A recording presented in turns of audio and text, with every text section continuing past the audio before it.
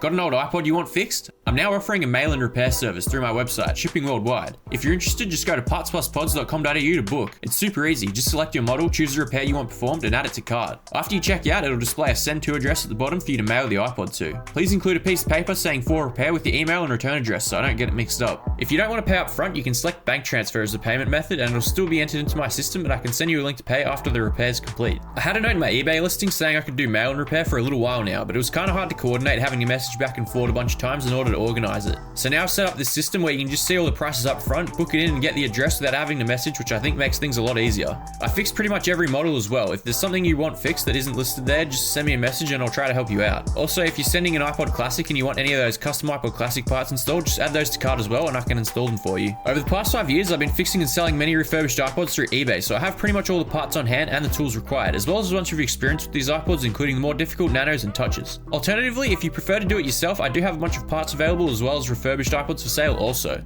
Happy listening.